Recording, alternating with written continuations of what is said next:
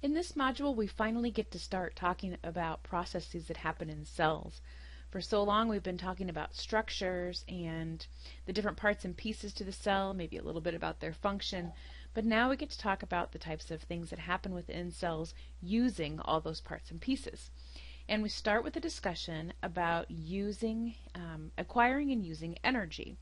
And any kind of discussion of like cellular respiration or how we make energy first has to begin with a lecture on energy transformations. Energy is the capacity to do work or the ability to cause specific changes. Those are two pretty general, good descriptions of what energy is. It's the ability to do something. And that something actually is, you can actually see the effect of that something. The cell does all kinds of different work. There's synthetic work, where you're making things like making a product in a chemical reaction from reactants. Mechanical work, moving things around, concentration work and electrical work. Both of these two types of work are transport work. Other specific cells can bioluminesce, and the production of heat is also a type of cellular work. Every kind of work that our cells do, like moving substances against the concentration gradient. I mean, diffusion does not require energy, but moving things against the concentration gradient does. Moving ions, not only to a place where they might be more concentrated, but even moving them to somewhere where there's a concentration of the same electrical charge. Anything that requires work requires ATP in order to get it done. And a discussion of ATP is in the next lecture. But basically think of it as like our energy dollars. Whenever we need to do some kind of work, it requires some amount of energy. And ATP has so many kilocalories per mole of energy. And so if something costs 2 ATP molecules because it costs twice as much energy as 1 ATP molecule has, we've got a store of ATP, and we use those energy dollars to drive whatever the work is that needs to be done. Now, how we get ATP is by the process of cellular respiration. First, let's think about your car. So this is gasoline, organic molecules like ethane, ethanol, methanol, whatever is in gas. And the energy in gasoline is in the carbon-hydrogen bonds, because these are hydrocarbons. When we put gas in the car and we allow combustion to happen, so that's adding a little bit of a catalyst and mixing with oxygen, that provides energy to the car so that it can drive. Now, we only extract like less than 10% of the energy that's actually in the gasoline. Most of the energy is lost as heat, and we'll talk later about why that is. I mean, why so much is lost as heat is because it's not a very efficient engine. Automobiles don't have really efficient engines, but we lose most of the energy as heat. What's left over after we extract the energy from gasoline, combine it with oxygen, is carbon dioxide and water.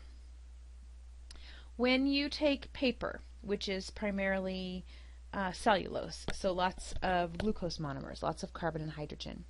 When you take paper and you light the paper on fire and let it react with oxygen, you lose all the energy as heat and light. What's left behind, even though you probably can't see it, is carbon dioxide and water.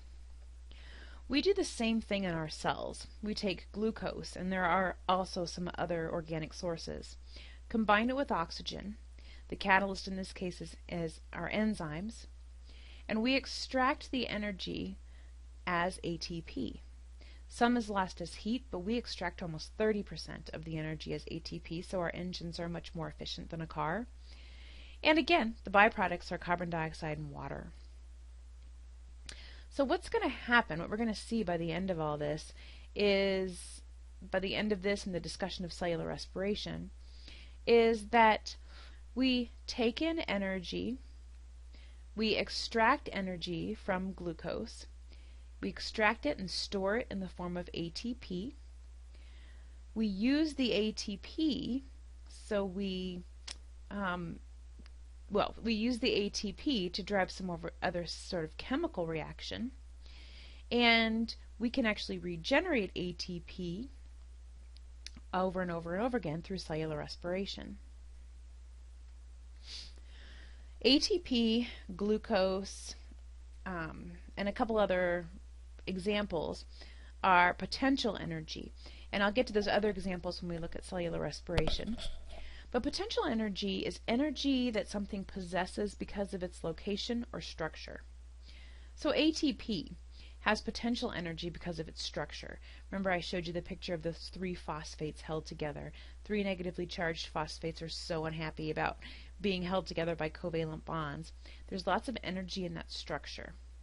Another way to think of it is as stored energy, or energy capable of performing work.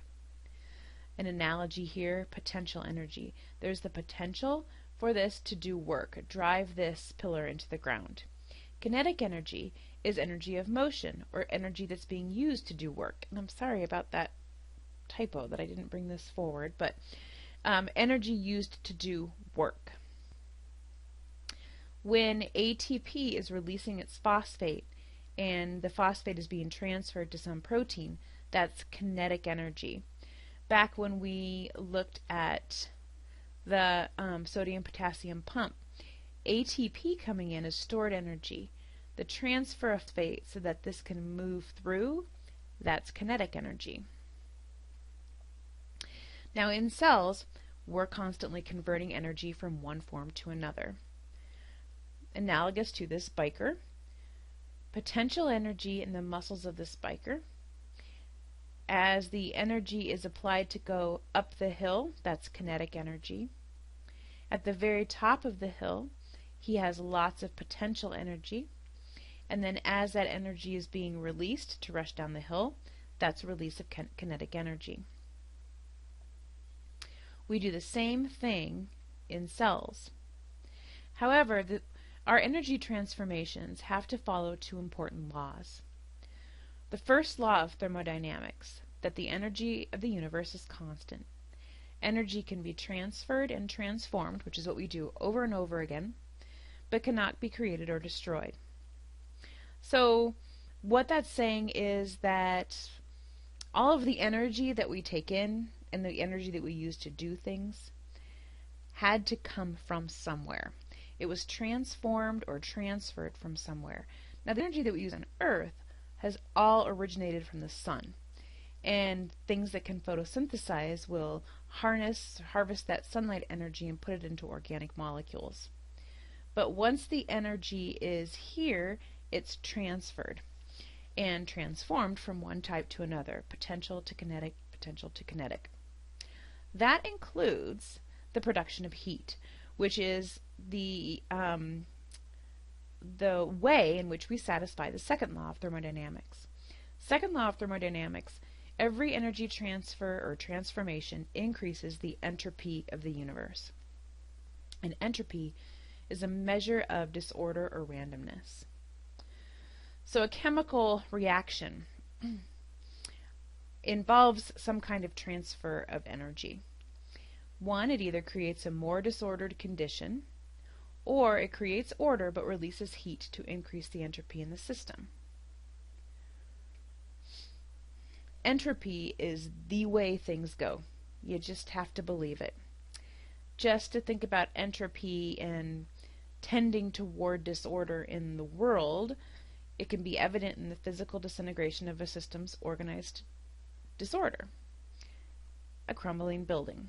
If we left a building alone and did nothing to it, it would crumble.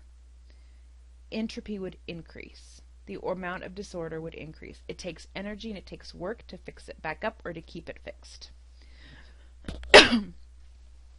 Before and after. You guys know that if you want to keep your kitchen or keep your house or keep some room updated and not falling apart, you've got to put energy into it. You guys know that it takes a lot of energy to Clean up all the stuff laying around your house, and it seems to take zero energy at all for it all to end up all over the place and be a mess. Imagine trying to cram 50 basketballs into a closet, and how much work that would be to shove them all in, hold them in while you slam the door closed. You take a lot of energy, that's a more ordered state, and it would take very little energy at all, if any, to just open the door and let them all fall out. More disordered state. So we are always tending toward a more disordered state. Let me give you a specific example of a chemical reaction that we know releases energy, and energy that we can store. Here's glucose, and here's oxygen. There's more order on this side of the chemical reaction than there is on this side. This is the creation of CO2 and H2O. So energy is released here because we're moving from more order to less order, and that satisfies the second law. Now, if we move from disorder to order, that requires energy to be put in. And this is going to something that's more ordered or lower entropy. So the way in which this reaction actually obeys the second law of thermodynamics is it's accompanied with a release of heat. So we have two kinds of reactions in the cell. We have reactions where the reactants have more potential energy than the products.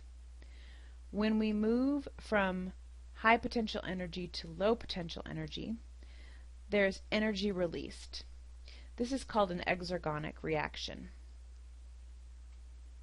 We also have reactions where the reactants have less potential energy and the products have more, like going from CO2, H2O to glucose and oxygen.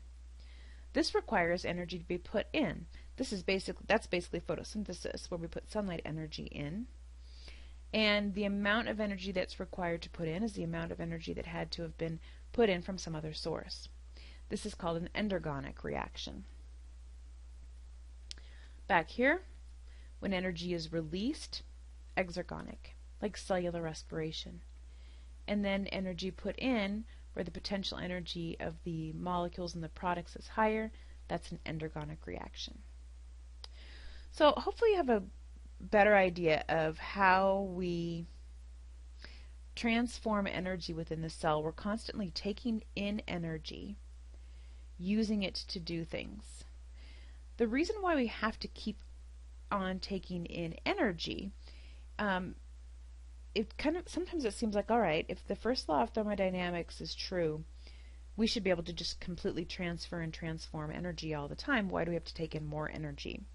The reason why we have to keep on taking in energy is because of how much energy we have to release as heat in order to obey the second law of thermodynamics.